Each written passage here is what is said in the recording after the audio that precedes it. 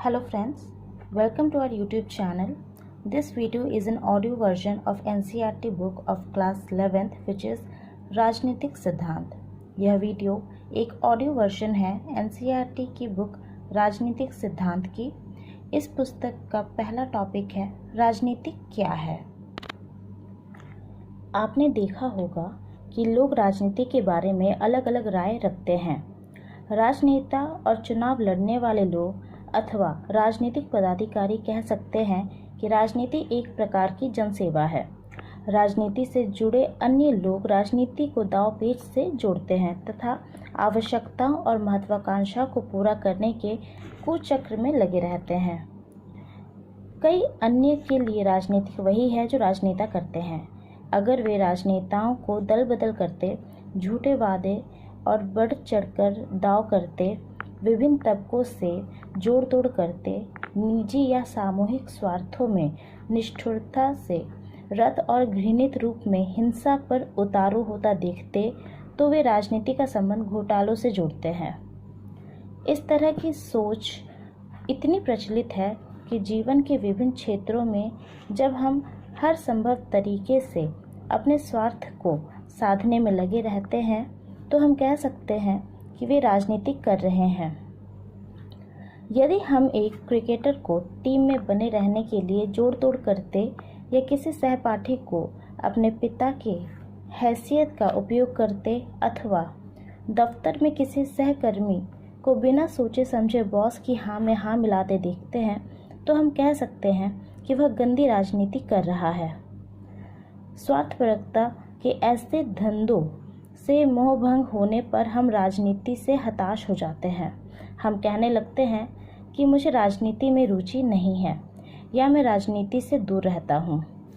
केवल साधारण लोग ही राजनीति से निराश नहीं हैं, बल्कि इससे लाभान्वित होने और विभिन्न राजनीतिक दलों को चंदा देने वाले व्यावसायिक और उद्यमी भी अपनी मुसीबतों के लिए आए दिन राजनीति को कोसते रहते हैं।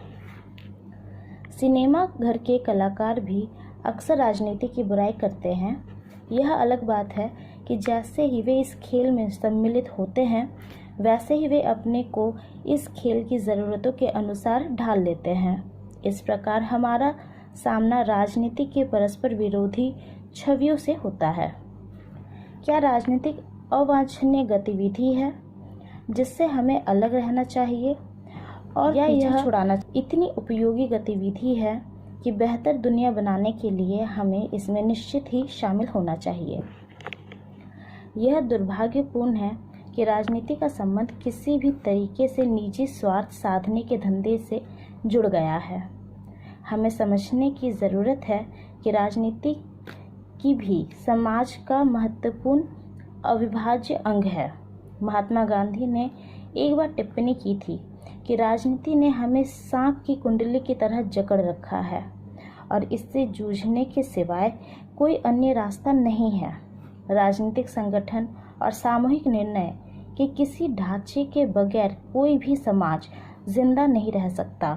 जो समाज अपने अस्तित्व को बचाए रखना चाहता है, उसके लिए अपने सदस्यों की विविध ज़रूरतों और हितों का ख्याल रखना आवश्यक होता है। परिवार, जनजाति और आर्थिक संस्थाओं जैसी अनेक सामाजिक संस्थाएं लोगों की ज़रूरतों और आकांक्षाओं को पूरा करने में सहायता करने के लिए पनपी है। ऐसी संस्थाएं हमें साथ रहने के उपाय खोजने, एक दूसरे के प्रति अपने कर्तव्य को कबूलने में मदद करती है। इस संस्था के साथ सरकारें भी महत्वपूर्ण भूमिका निभाती है। सरकारें कैसे बनती है और क्या कार्य करती है, यह राजनीति में दर्शाने वाली महत्वपूर्ण बातें हैं। लेकिन राजनीति सरकार के कार्यकलापों तक ही सीमित नहीं होती। दरअसल सरकारें जो भी करती है वो प्रासंगिक होता है, क्योंकि वह लोगों के जीवन को भिन्न भिन्न तरीकों से प्रभावित करता है। हम देखते हैं कि सरकारें हमारी आर्थिक नीति, विदेश नीति और शिक्षा नीति को निर्धारित करती है।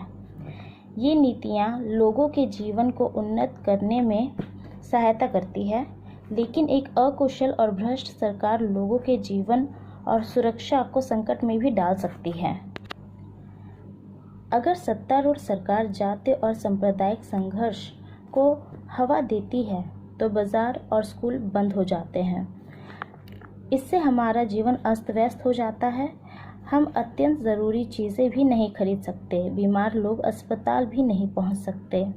स्कूल की समय सारणी भी प्रभावित हो जाती है, पाठ्यक्रम पूरा नहीं हो पाता और हमें परीक्षा के लिए अतिरिक्त कोचिंग और उसके लिए अतिरिक्त ट्यूशन फीस चुकानी पड़ती है। दूसरी ओर सरकार अगर साक्षरता और रोजगार बढ़ाने की नीतियाँ बनाती है तो हमें अच्छे स्कूल में जाने और बेहतर रोजगार पाने का अवसर मिल सकता है। सरकार की कार्रवाइयों का हम पर गहरा असर पड़ता है। हम सरकार के कामों में खूब दिलचस्पी लेते हैं।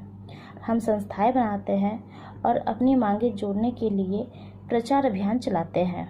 हम दूसरों से बातचीत करते हैं और सरकार के निर्धारित लक्ष्यों को आकार देने का प्रयास करते हैं।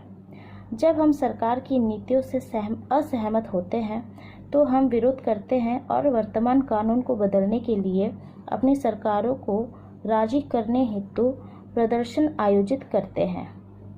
हम अपने प्रतिनिधियों और गतिविधियों पर जोश के साथ वाद विवाद और विचार विमर्श करते हैं कि भ्रष्टाचार बढ़ा या घटा।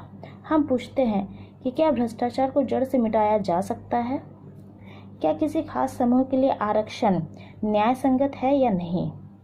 हम यह समझने का प्रयास करते हैं कि क्यों कोई पार्टी और नेता चुनाव जीतते हैं। इस तरीके से हम मौजूदा अव्यवस्था और पतन के तर्कसंगत कारण तलाशते हैं और एक बेहतर दुनिया रचने की आकांक्षा करते हैं। निष्कर्ष यह है कि राजनीति का जन्म इस तथ्य से होता है कि हमारे समाज के लिए क्या उचित और वांछनीय है और क्या नहीं। इस बारे में हमारी दृष्टि अलग अलग होती है।